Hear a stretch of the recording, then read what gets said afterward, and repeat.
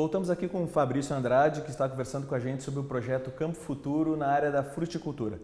Fabrício, por favor, diante desse cenário que a gente vem vendo, quais têm sido os principais custos do setor? De maneira geral, a gente considera, as planilhas mostram isso, os levantamentos demonstram isso. Os principais custos, eles estão em insumos que contemplam corretivos, fertilizantes, mas principalmente defensivos, fertilizantes e corretivos. E também o custo com pessoas, no passado chamado de mão de obra. A gente tem até invertido um pouco esse termo, que as pessoas têm que estar nos processos produtivos mais modernos, mais eficientes. A gente tem que colocar essas pessoas capacitadas, motivadas e participando do processo. Daí a gente está mudando essa terminologia, inclusive ao invés de empregados, para colaboradores no processo todo.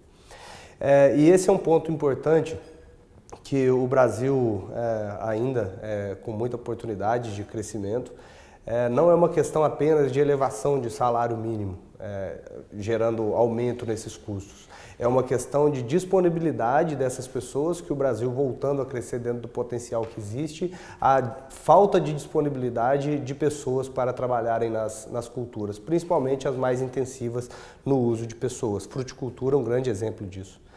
Então é uma questão que a gente já tem comentado, já tem escutado dos produtores, como de maneira paulatina, em longo prazo, reduzir a quantidade de horas homem demandadas para os processos produtivos.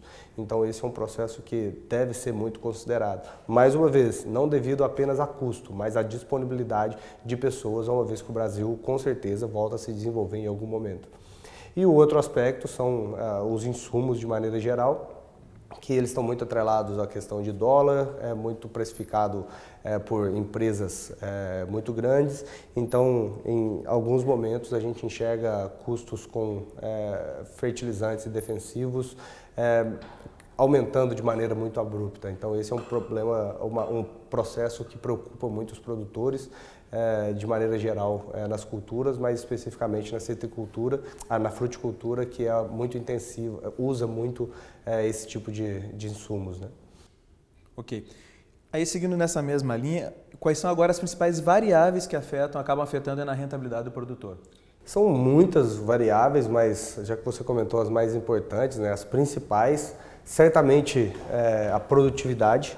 Na verdade, produtividade, ela entendida no seu conceito mais amplo, ela não é importante, ela é condição de sobrevivência de empresas, de unidades produtivas.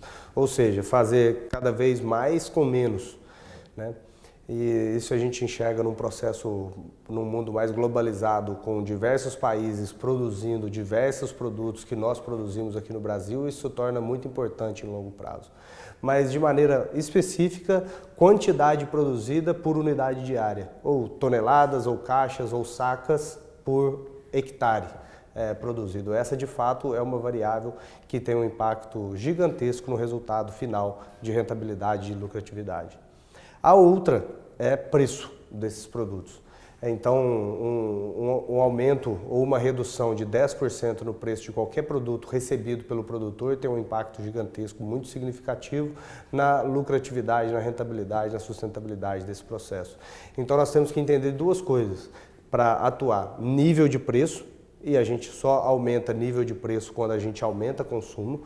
Então está aí uma possibilidade via exportação, via processamento de produtos da fruticultura para agregar valor, achar novos mercados, criar protocolos de qualidade e de consistência, gerar instituições e processos de logística, de exportação e de suprimentos confiáveis ao longo de todos os atores da cadeia produtiva, que eles consigam garantir qualidade, consistência, segurança alimentar e, ao mesmo tempo, eles consigam distribuir riscos ao longo da cadeia.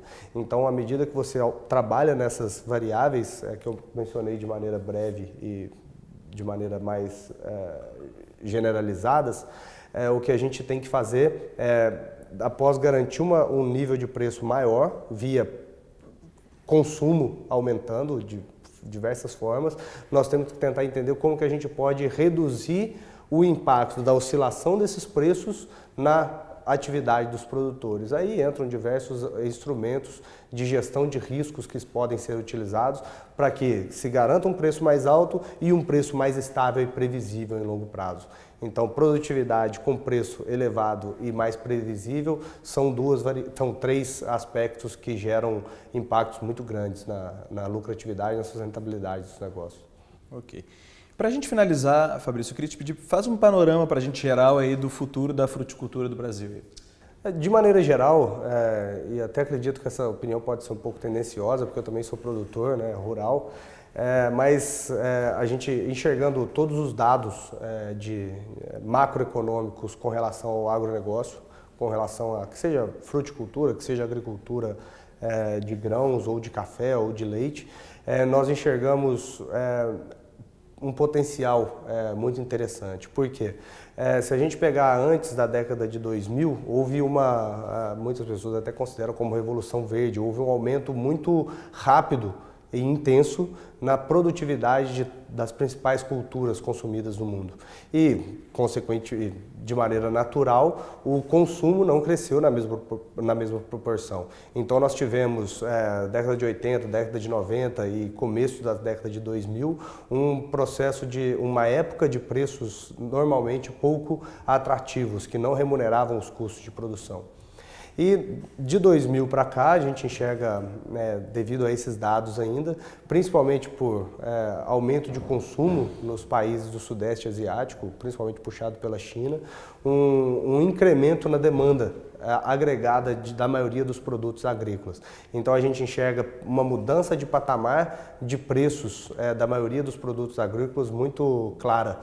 Soja, milho, gado de corte, fruticultura, café. Então, isso gera uma perspectiva interessante, uma vez que o consumo é crescente em todas as cadeias, o consumo é o motor de todas as cadeias produtivas. Então, uma vez que existe a possibilidade de consumo crescente, o futuro ele tende a ser muito promissor. Só que, claro, a gente tem que enxergar para o futuro como promissor, continuarmos motivados a aumentar a área, aumentar a produção, aumentar a produtividade de todos os fatores produtivos. Sustentabilidade, nós temos que produtos agrícolas produzidos sob práticas de cultivo muito sustentáveis no Brasil em relação ao restante do mundo. Nós temos que trabalhar isso de maneira a agregar valor também para esses mercados que a gente quer atuar.